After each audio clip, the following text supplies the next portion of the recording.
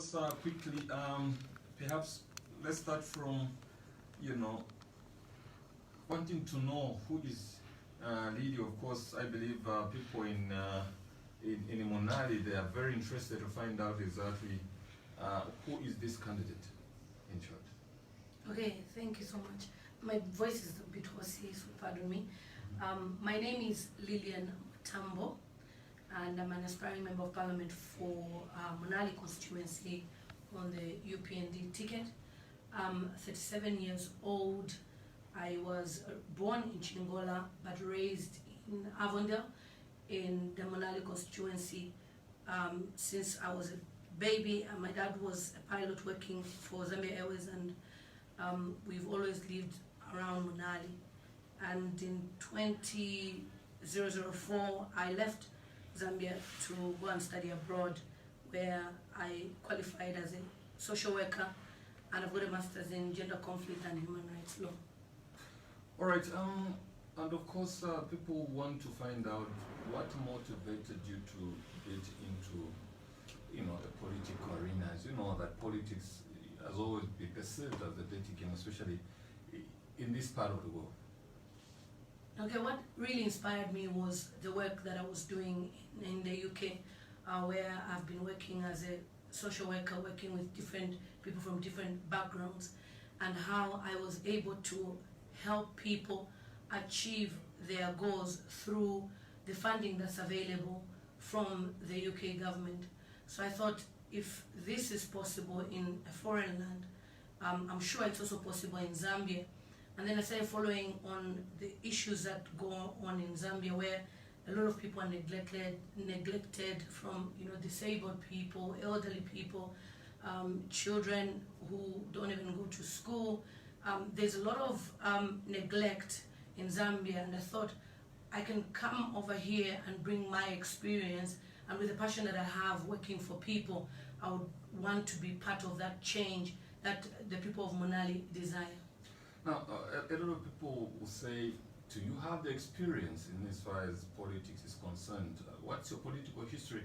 I follow you on social media, of course, on YouTube, as a social and a political commentator, commenting to different political issues. And really, what is your history?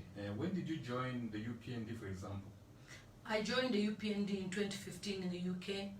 And I've been a member and a supporter through the UPND UK chapter, and I've just been following in the background what's been going on in Zambia. And I declared last year that I wanted to stand in MUNALI because I felt it was time and I was ready, and we need youth representation. And for me, I see myself as that advocate that would advocate for the people of MUNALI in terms of the things that they need to see, because MUNALI has been really neglected by the current member of parliament. It's still far behind in terms of development.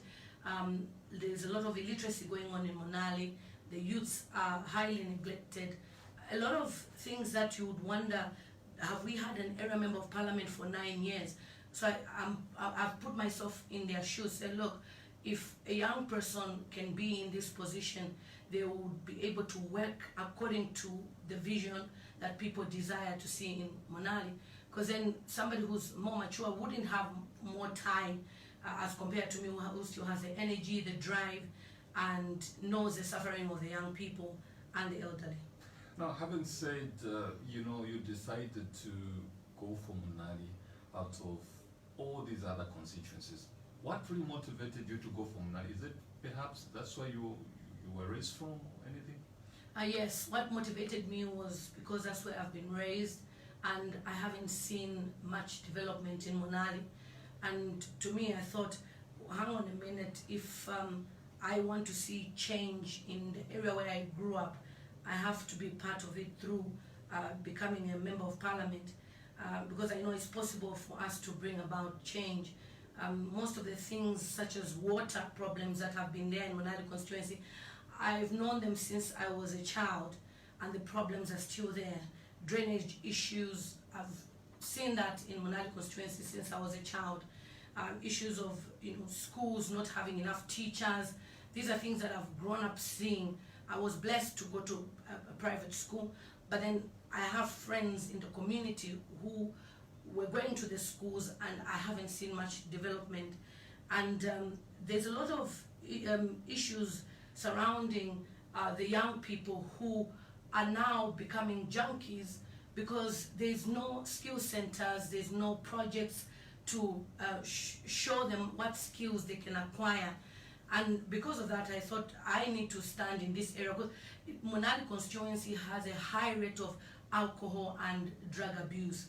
I grew up in Avondale, and all I see is youths, by the time they finish their high school, straight, they're finding themselves at the complex all the time, drinking just on market, Mtendere, and it's a problem across MUNALI constituency. So I want to be part of that change and motivate the youths to say, you can achieve your goals if you believe in yourself. Now, you know, MUNALI constituencies have been there for a very, very long time. I've seen different members of parliament, and of course, you know, we had the likes of the deputy PF Secretary General, Mumbi Piri, was once MUNALI member of parliament. We've got now Professor Nkandodo, and things. But what new things are you bringing to MUNALI constituency? Why should, you know, why should people say, I think we should try this one? What do you bring different from what those people haven't, you know, have done? Okay, for me, what I would say is, under the able leadership of President Hakainde Hichilema, of course, our vision as a UPND party is to bring about more schools in MUNALI constituency. I'll give you an example of an area called Kalikeliki, where there is no government school at all, there is no clinic at all. So our vision as a UPND is to build more schools. We have lots of teachers who are jobless presently in MUNALI constituency because the current failed government says there is no opportunities, but we will create opportunities for the people within MUNALI. So by building schools, we are going to bring about employment. And by building more clinics, we're going to bring about more employment as well. So for us, what we want as the UPND is to make sure we provide free education. I know people argue to say it's impossible, but it's very much possible. If we can have ministers that boast that they shop using 2 million kwacha.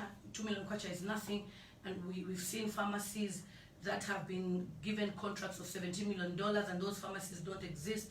It's very much possible that we can provide free education. So for me, as a representative working under the able leadership of President Hakainde Hichilema, will make sure that we provide free education, which is currently not in place in MUNALI. And I mean, who wouldn't want to go to school for free? What we want is to relieve the parents from grade 1 to grade 12, that, you know, their children are guaranteed school, free school education.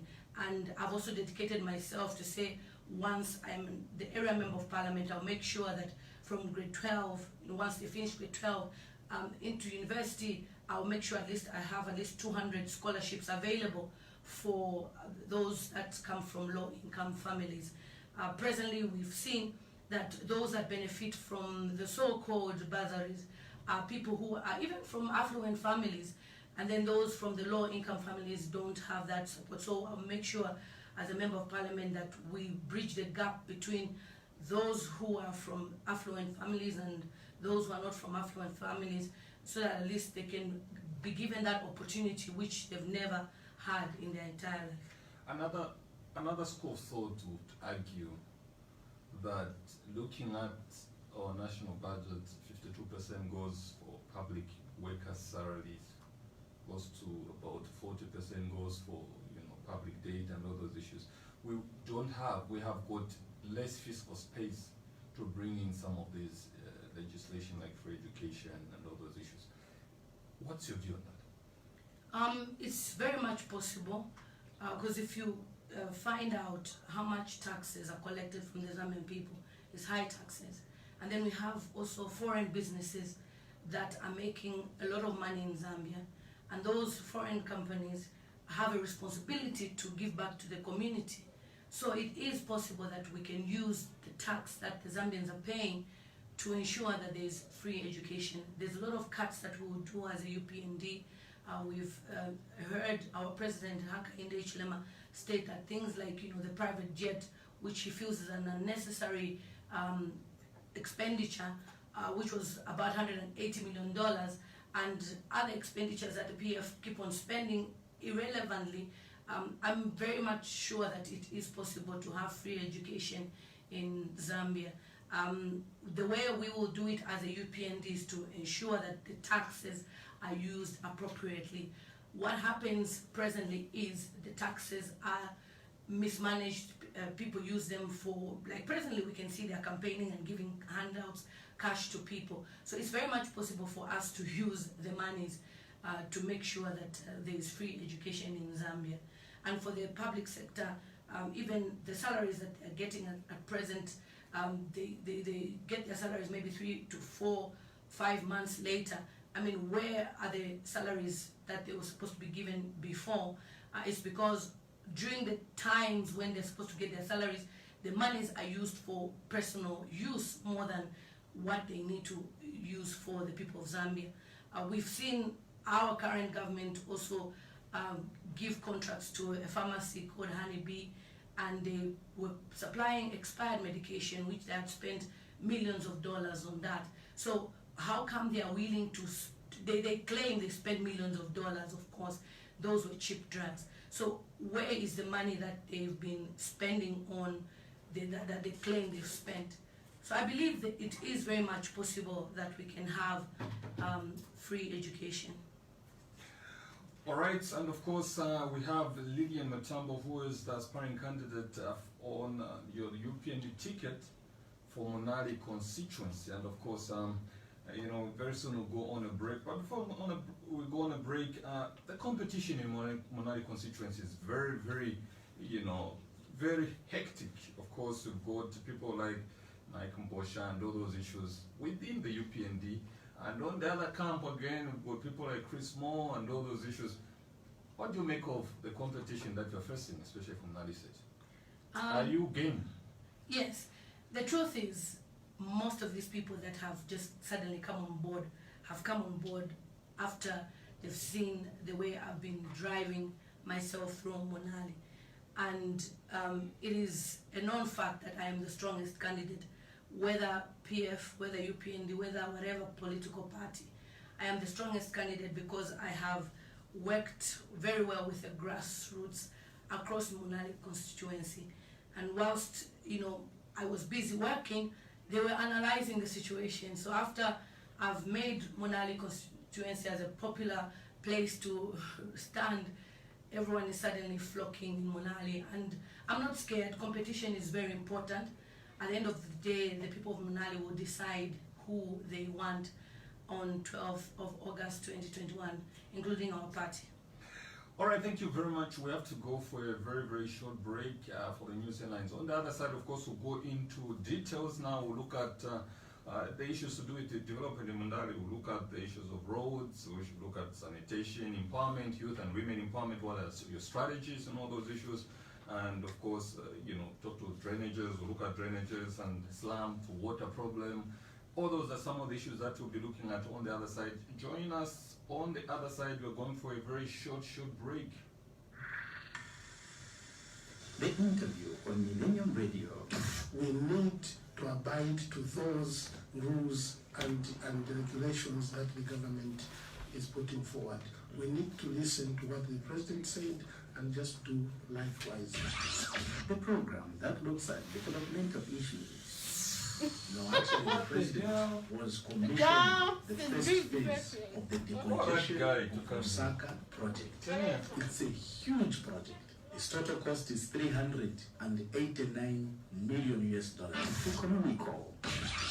No, we are not being motivated by profit. It was an issue of that we need to balance up the economic aspect of our movement. Energy that gives you what you need to reach your goal. Goals that help you channel your energy into action. Action that conquers all things. The key that unlocks this energy is desire. Desire to surrender to the energy within. Increase the energy level, because the higher your energy level, the more efficient your body and the The more efficient your body, the more you'll use your talent to produce outstanding results.